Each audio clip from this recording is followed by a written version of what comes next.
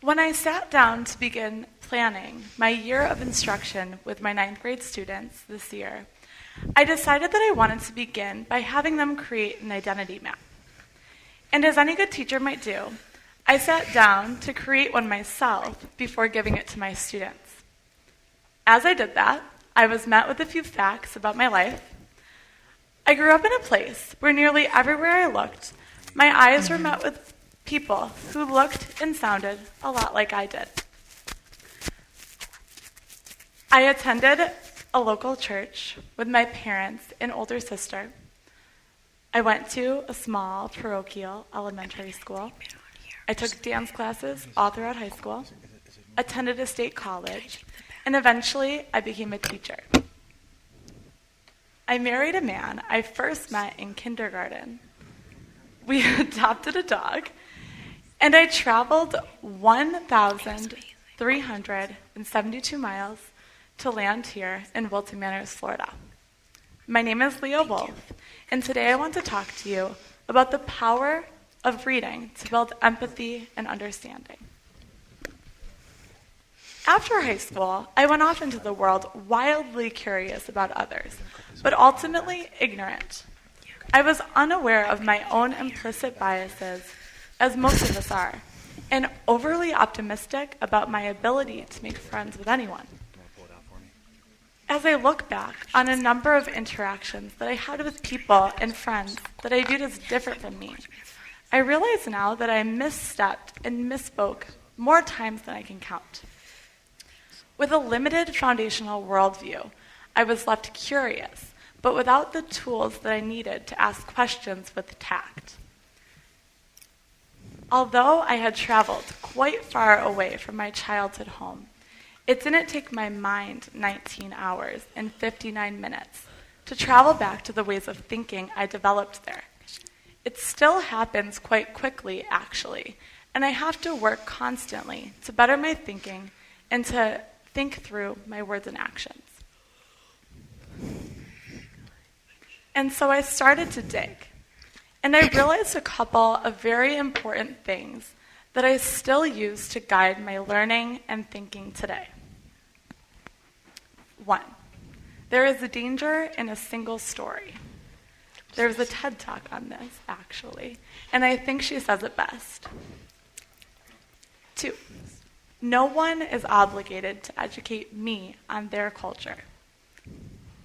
And 3, I should use my voice to amplify the voices of others.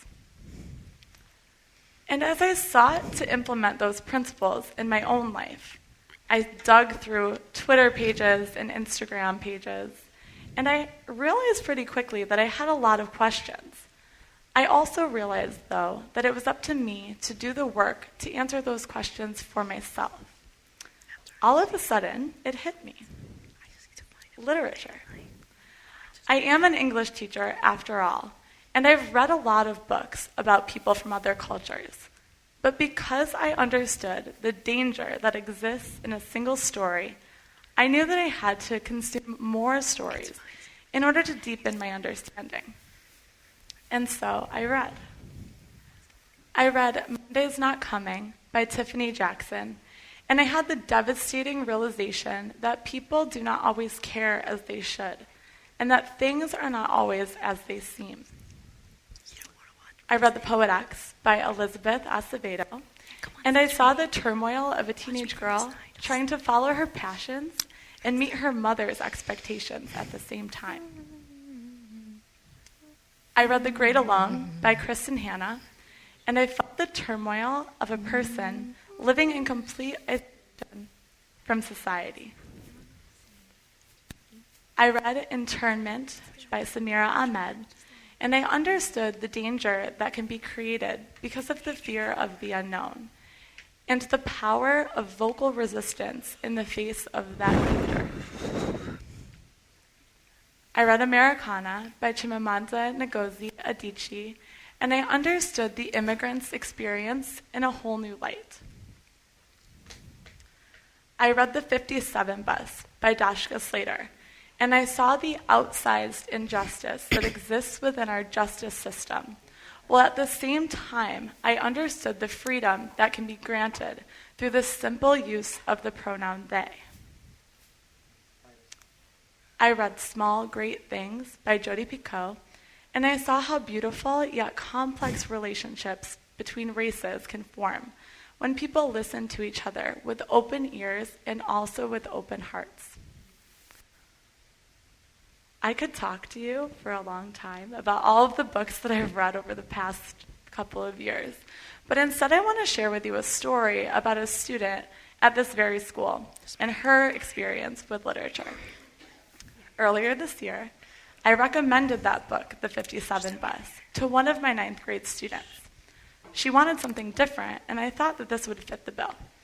I gave it to her, and pretty quickly she came to me and told me that she thought this story was a little weird.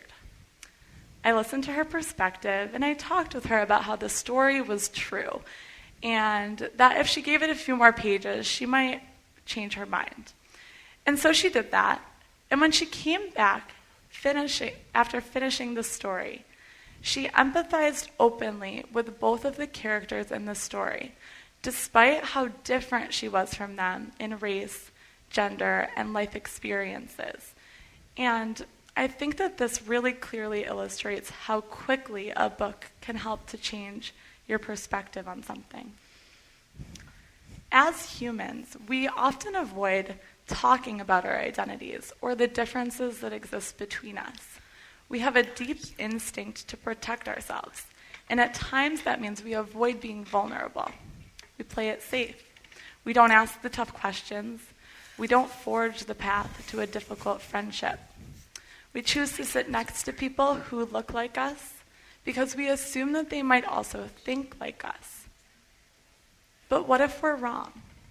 What if we're missing out on some of the greatest opportunities and best friendships that life has to offer us, all because we're afraid to take a small risk?